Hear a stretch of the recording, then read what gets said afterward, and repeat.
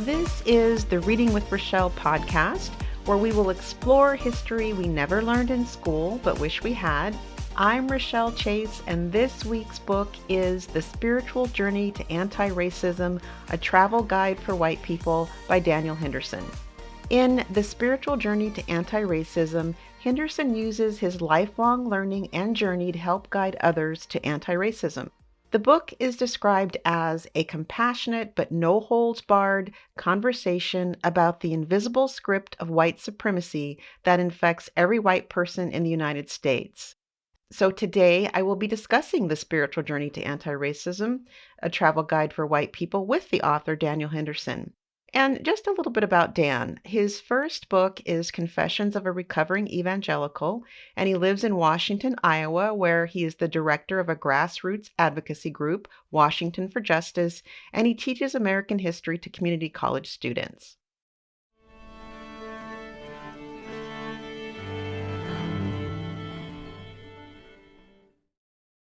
All right, Dan, welcome to Reading with Rochelle. I'm so happy you could have the time with me to talk about your new book. Hey, I'm honored to be here. Thanks for having me. Yeah.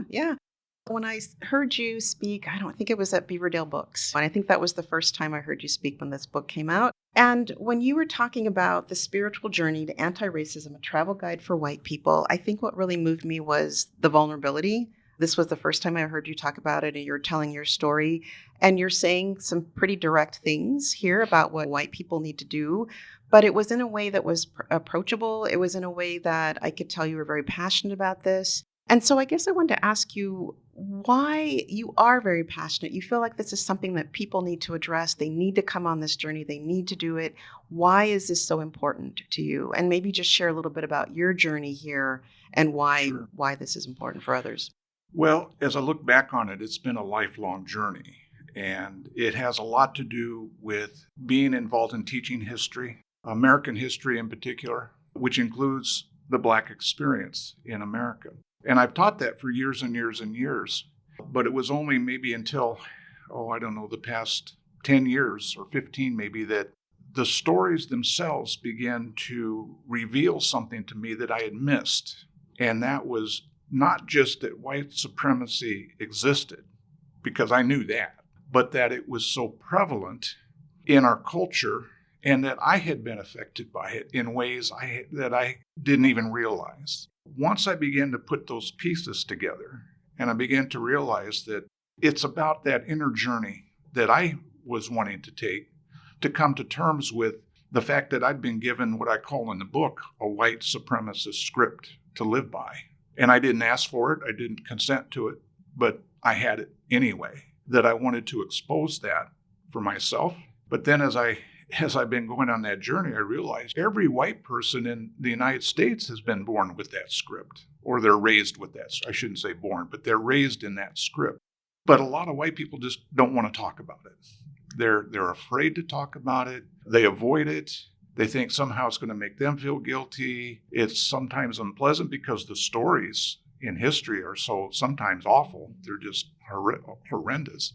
What I've come to conclude is that it's just an absolutely necessary conversation we need to have, especially right now. Mm-hmm. So that's kind of where this book was born, I guess, out of my own experience. And so my goal is just to have that conversation with whoever will listen. Sometimes maybe nobody is listening, but we're getting some pretty interesting, good responses. Mm-hmm. So. Well, you mentioned script, and I want to come back to that because that is something that you mentioned that is very, I think, key to your book, the script that people have been raised with. Can you talk a little bit about that and what you mean by that? Yeah. So the white supremacist script, it has nothing to do with guys in white hoods and burning crosses and those kinds of things, which are everybody probably or most people agree is just not acceptable. White supremacy is more of a cultural disposition that values whiteness over all other skin color, black, brown, anyone else. And it's it's a very sneaky thing because it likes to hide in plain sight. So I usually can spot someone who hasn't really thought through this very, very quick In other words, their own mental script that they're living by. When you bring up the issue of racism, and the first words out of their mouth is, "Well, I'm not a racist." Well, that tips me off that white supremacy is hiding in plain sight. They just don't see it. And that's what white supremacy wants. It doesn't want to be revealed. It doesn't want to have light shined on it. It doesn't want to have that conversation. So a lot of people, that's why I say they avoid it. They just run for cover and don't want to deal with it. So the script, it does other things. It gives white people, it hides their privilege from them. So white supremacy will convince a lot of white people that they didn't have any privileges growing up, despite the fact that all the evidence is to the contrary. So the script is out there, and it's been part of our history and culture for 400 years. And I allude back to a story where the concept of whiteness itself is a construct. Someone created it. And so understanding that whiteness is a creation, somebody created the idea of it, it's time that we analyze that and begin to deconstruct it and begin to define ourselves in different ways. Because the only reason whiteness as a concept exists is to give white people privilege and hierarchy, status. That's why it was created. So the script it's innocuous, but it's everywhere. That's what I'm trying to reveal through the book is where does it hide? How does it fool people? And what we need to do about it going forward.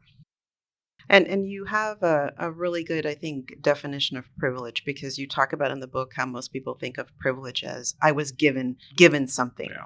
Talk a little bit about that, and that's really not what you're really meaning when you say privilege. Well, let me give you a little bit more of my background, because I was raised in a single parent home, 2 brothers. My mother raised us, and we were pretty poor.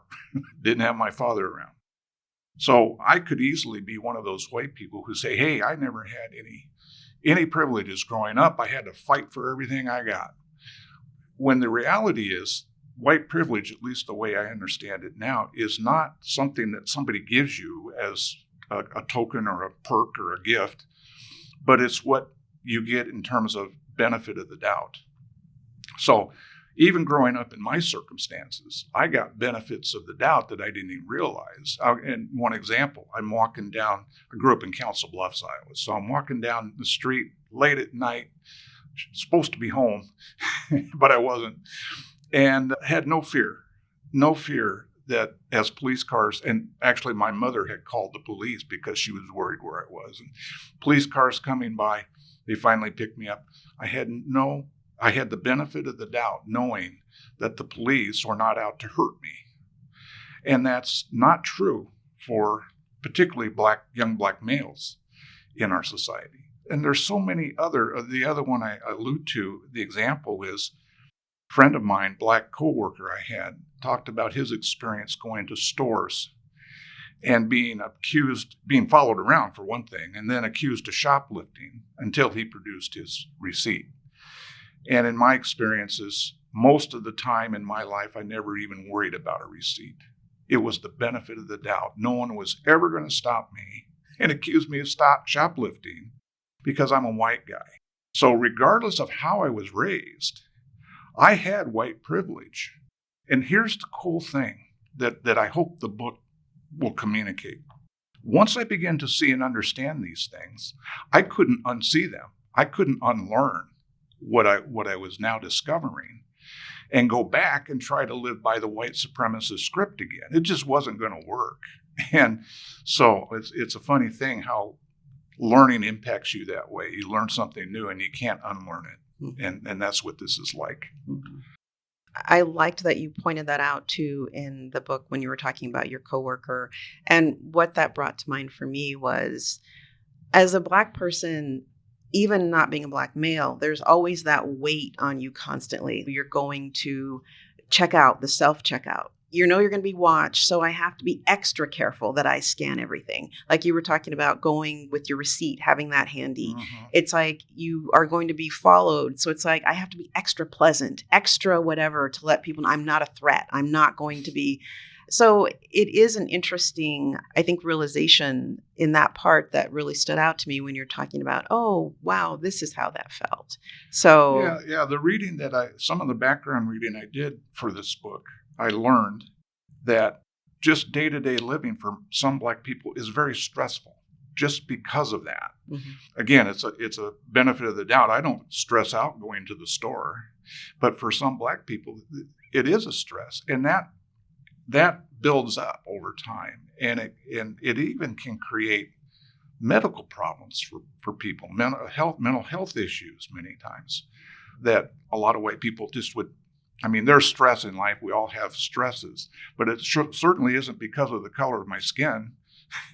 Whereas for a Black person, it very well could be. mhm, And so understanding that Black experience, and that's another part of this book is so much about learning to see the world through someone else's eyes or walk a mile in someone else's shoes, which is an old cliche, but it's true.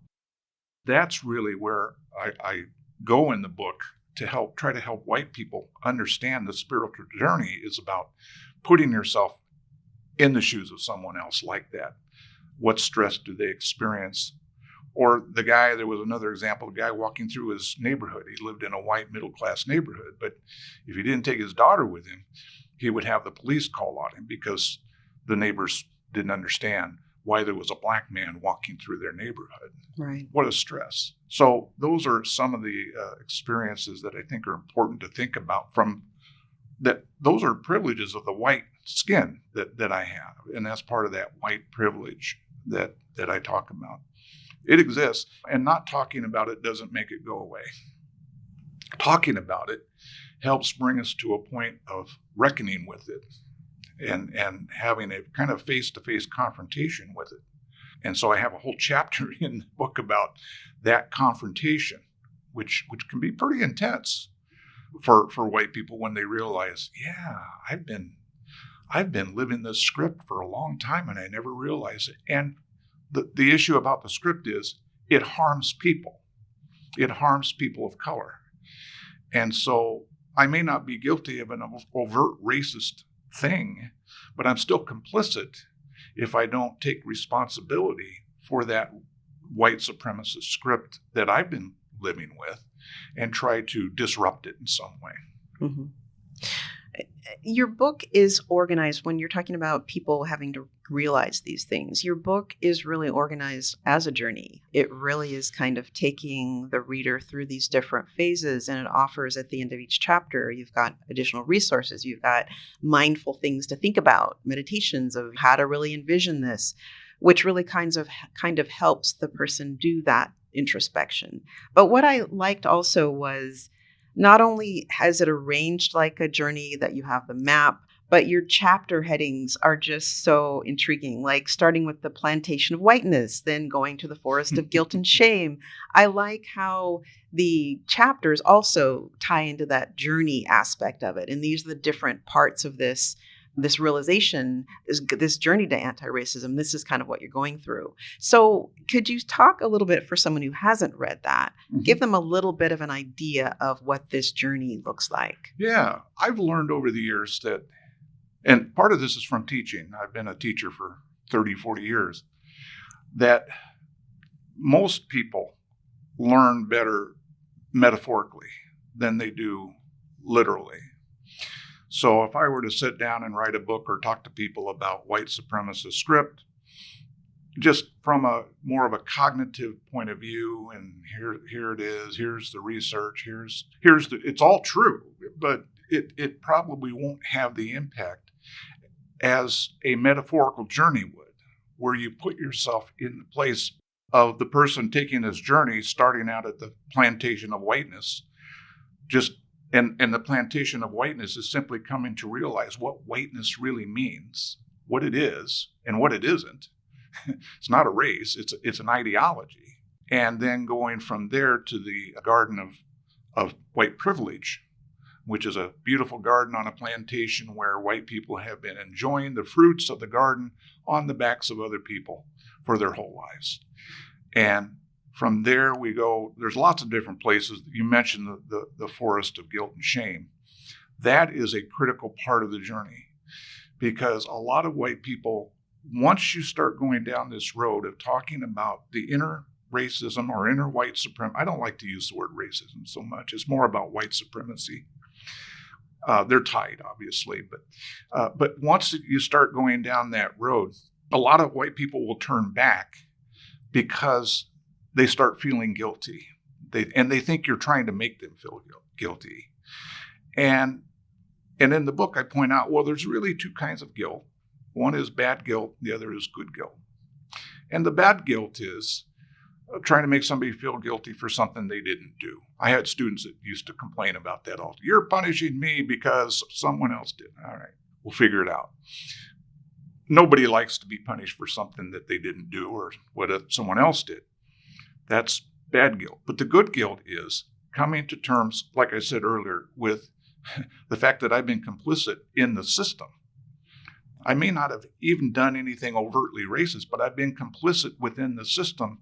And in Christian theology, that's called the sin of omission, meaning I didn't do what I should have done to make whatever situation better or to disrupt the situation. And so in the forest of guilt and shame, a lot of people simply turn back. They simply can't handle thinking that they're guilty, that they're a bad person.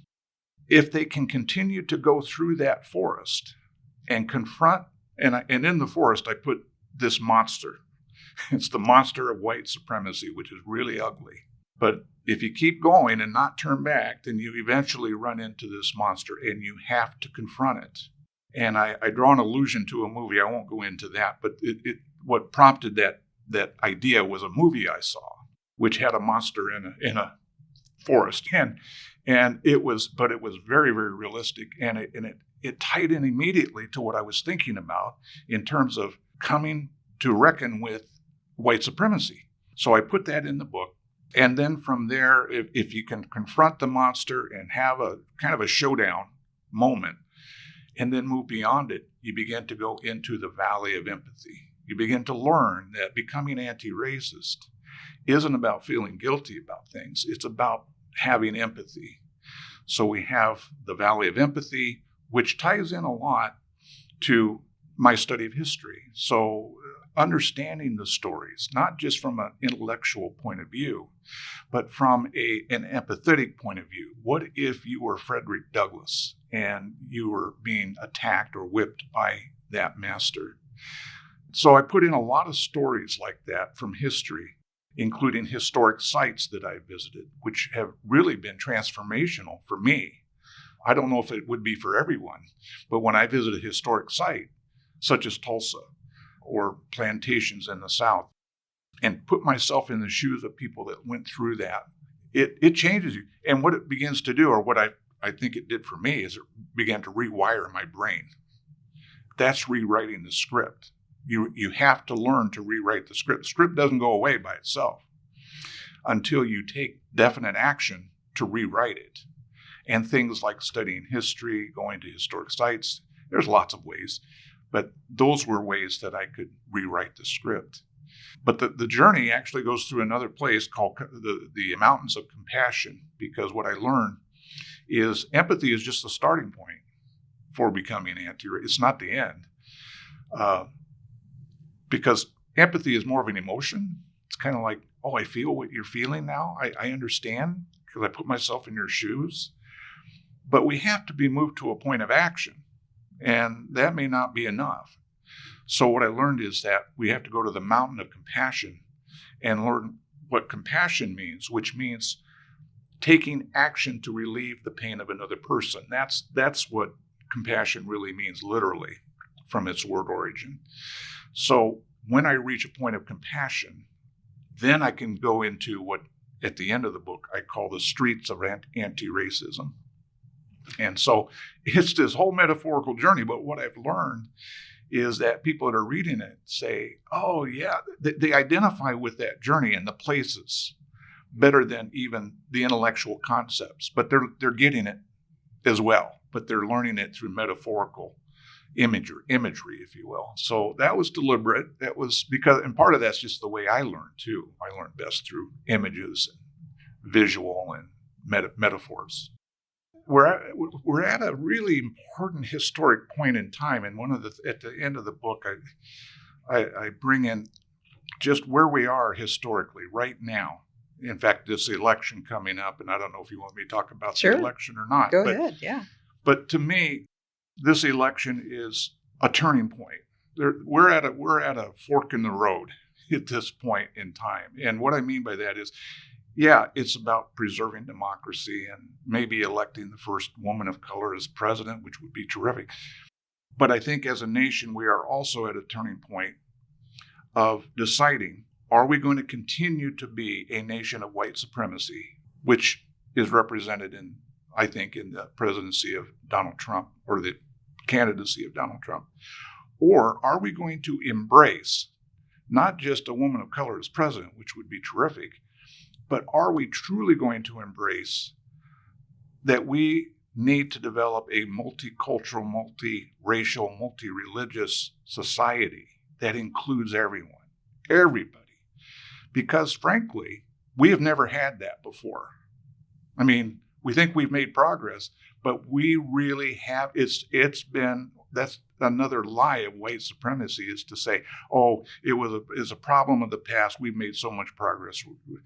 No, white supremacy still is sort of the de facto cultural baseline, if you will.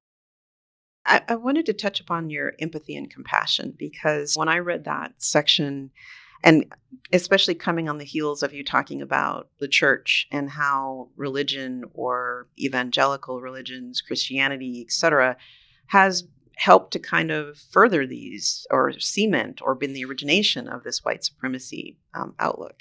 So in conjunction with that, when we say empathy and compassion, sometimes I think there's a tendency to put that into the missionary version of empathy and compassion. Like, it's still coming from this position of superiority, of white supremacy. Oh, you are suffering. I feel for you. And my compassion is, I'm going to help you be better. I'm going to help you be more like me. So again, that's not the type of empathy and compassion that you were referring to. And so I just kind of wanted to make that clear that that's not the same. Well, I'm glad you bring that up. That's a rather paternalistic view of empathy and compassion. And then that's been used by white supremacy. Yeah. That's another sneaky trick of white supremacy, is to use that white saviorism, if we can call it that maybe, to perpetuate the same system. It doesn't change anything. It just perpetuates the same system, but maybe the white person feels a little better about it now. So I'm glad you brought it up, because when we get into the streets of anti-racism in my book, I try to point out in several different places that white supremacy is going to try to raise its head again and again as you begin to take action, such as white centering. So the white person goes out to help or become anti-racist, and they go to a meeting and they begin to inject their own agenda, right? Or they're beginning to want to take over and say, oh, I'm here to help you. Instead of coming to those kinds of spaces and saying, I'm here to help. What are your priorities? What is your agenda? What would it be best for me to do to support you, what you're trying to accomplish? So for me, that's true anti-racism. It's not just being outraged by injustice and, maybe not doing much with it, but actually putting yourself at the disposal of other people that you can serve. It's really kind of a servant, I guess, position. So that's I'm glad you brought that up, because that can be misused, empathy and compassion, very much. Yeah. And I guess I'm sharing what I liked about the book. This is like my show, but I'm like not being objective. I'm like, oh, I like this. But I'm like, that's why I'm having I'm glad you liked it. That means a lot to me. It really does. Well, my goal was to have books that I liked, and I'm not here to bring on books that I don't like and bring people down. So that's why it's not so totally objective to say, oh, I didn't like this, I like that. But of course, the history part of me really I was glad that you included a part about the significance of history, the Black experience, and had some sites that meant something to you, books that you thought would be helpful, a variety of different type of books. And again, just like I said about the religion or the church aspect, when people are reading about slavery, because of course we know slavery is not the whole experience of Black Right. Americans. There are achievements, accomplishments, a lot of other things that have been done during slavery and before and after. Again, not this reading about slavery with the mindset of, again, the cliche empathy and compassion, that your book is not saying that definition of it, but not reading that in mind. And yet another example of Black people as victims, Black people as this was slavery, this was done to them, all these systemic racism that exists. They were powerless against this. So I like that you included also in one of your myths the fact that Black people have been fighting these things. Black people have done things in spite of this. Black people did not passively accept slavery and just say, this is our fate. So I like that was an important thing, I think, to weave through for me as someone reading this, to see that, yeah, you need to learn about these things, but you also need to see that, appreciate that in spite of these things, Black people fought and rebelled and accomplished in addition to that. So my point to all that was saying I liked seeing that it's learning those things as well, not Yeah. just the effects and the act of slavery. There's another little trick of white supremacist script that goes similar to what you're saying, that a lot of white people will say, well, haven't we made so much progress in racial relations? And my answer to that now is, yeah, despite white people, despite the fact that white people probably haven't lifted too many fingers to help, it's been the fight and the achievements that the Black community has done. That's why there's progress, if there is. And that's what I'm trying to expose, because we have to decide what direction we're going in the next 10 to 15 years as the demographics keep changing. And I tell my students, in fact, I told my students the other day in my history class I teach now at Kirkwood, that by the year 20, and they're all white kids, it's a full white class, there aren't anyone else in there. And so I said, by 2045, you realize that white people will be the minority in this country. How does that make you feel? And they all just kind of looked at me with that stare of, look, what are you talking about? Well, I'm sorry, it's just true. It's going to happen. So we either work toward that reality now and say, hey, it isn't all white people anymore. How do we create an inclusive society? How do we create that truly multiracial society? So I think that's where we are. It's a moment of decision. So I hope that the country makes the right one, because whatever decision we make, I think will impact the next many years, several years, and just make the task harder if we don't make the right decision. Anyway, that's I don't know if I strayed away from your original question, but that's where my mind went. Yeah. So. No, that was good. That supported the question. So that's okay, good. Yeah. Great. Just a couple more questions. You mentioned the reception that you've gotten to the book, because this is a tough topic for people to really absorb and want to work on, and go on this journey with you and for themselves, for the country, for everyone. How has that been? How has the reception been? Well, in my case, the reception has just been all positive. And here's the reason why. Sometimes I worry that I'm not getting enough pushback by some really good white people who may not see it the way I do. If you look at the title, the spiritual journey to anti-racism, right there, a lot of people are just going to say, well, I don't even want to read that. Just toss it. So they're not going to engage. A lot of the people that would be critical aren't going to read it. So the feedback I've gotten are from people who are either, one, already wanting to become they understand the problem. They just need, show me how this is done. Show me your journey, and maybe that'll help me. And then there are people who, in the book, I identify them as the, quote, non-racists, who, and that can be a broad swath of people, but I kind of define it as a lot of white people who know there's a problem. They can't deny that, what they deny or want to deny is that they're part of it, part of the problem. But if they're open-minded enough, and if they'll, and I think a lot of them are, and those are the people that I hope will read the book. And I haven't gotten too much feedback from that portion yet. I don't think it's new. It's still getting out there, but no, the reviews at least have all been positive. So I can't complain about that. That's always nice. But I'm hoping to reach a broader audience, particularly of white people who maybe are in that category of non-racist, who are open-minded enough to begin to start the journey. And I can guarantee once they do, they're not going to go back. They can't go back. So that's been the reception. Now maybe down the road I'll get some nasty reviews or emails or something like that.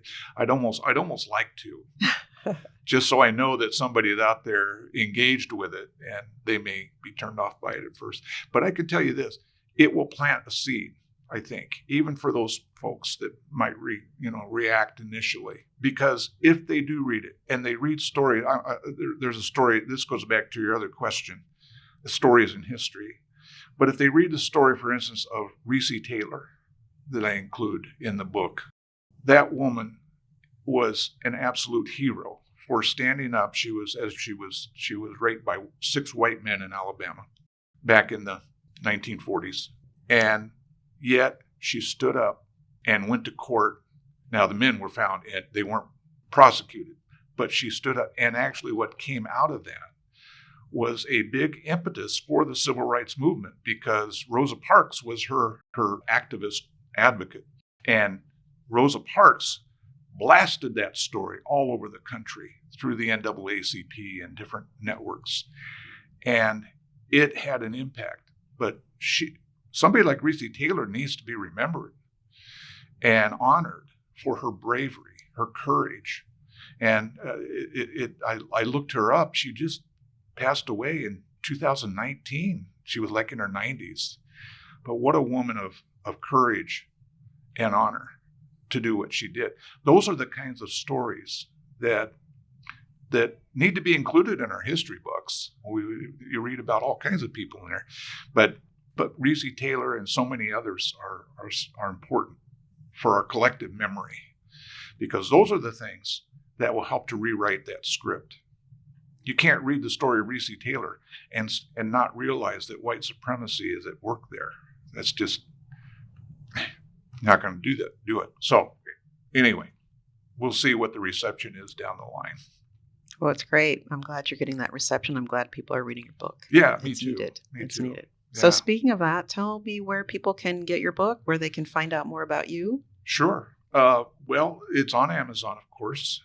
And it's in Iowa, at least. There are bookstores around the state that are carrying it. I have a website where they can learn more about me and my other book. I've got a couple other books that are out, but it's danhendersonauthor.com. So they could go there. There's Facebook, of course. Just look me up. I'm on there. But that's how you can find out more about the book or how to get it. So. Great. And now you made me realize I forgot to ask you about the other book. I meant to ask you about Confessions of a Recovering Evangelical, how that book played into this one. Meaning, did you write that and then figure, you know what, I've got so much more to say. I've got people, I want to help people. I mean, how did that come about? The books are not related, but there's some. But they are. They're related. Yeah. So they're not the same is what I meant, but they're related. My first book, Confessions of a Recovering Evangelical, was the result of many years of journaling. I was an evangelical for a long time, and even taught in evangelical schools. And so I understand the mindset of when people today talk about Christian nationalism. I understand what that is because I lived in it for a long time. But in around 2005 or so, I came to a point in my life where I don't know if it was an epiphany or what, but all of a sudden I realized, no, this isn't working for me. I don't believe these things anymore. And there were some personal crises and that played into it. But so I started writing about my changing perspective on faith, on God, and as I began to change those perspectives, my concept of things like race, LGBTQ, because in the evangelical world, those are just not acceptable topics or things to talk about. It just opened up a whole new world for me to realize that, man, I've been living by the white supremacist script and I didn't even know it because my church never talked about it. It was a good white conservative church. And I can tell you in 30 years, I never heard one sermon about racism, not one. And in the Bible, there are so many verses about justice. And in the black church gets it. They know those verses about God's justice flowing down the mountain and redeeming people. And so such a beautiful metaphor again. But in the book, I did include, my first book, I included a section on racial relations as I was beginning to understand it at that time. And after the book came out, and I got a lot of feedback on that section, which was really positive, along with some other things. And so as I began thinking about it more and more, and of course my journey in history was a big part of it. So I put two and two together, so to speak, and I realized, man, I'm on this journey toward becoming anti-racist, and I like what I'm learning, and I think this could be valuable for others. So the second book I sat down, the first one took about 10 years to write. The second one I sat down, and within 3-4 months, I was able to write at least most of it, the shell of it, and then do some rewriting. You know how the rewrites go. Yeah. But they are related, and they're kind of a good companion. In fact, I was in Des Moines a couple weeks ago at a book fair, and I had both books, and people were buying both. They wanted both as I talked to them and kind of explained it. So I was selling both at the same time, which was kind of nice. So yeah. All right. Well, thank you so much for being on Reading with Rochelle. It's been awesome having you, Dan. Well, thank you for having me. It's been fun talking with you and talking about the journey to anti-racism. Yeah. Well, may many come along with you on this journey. Absolutely.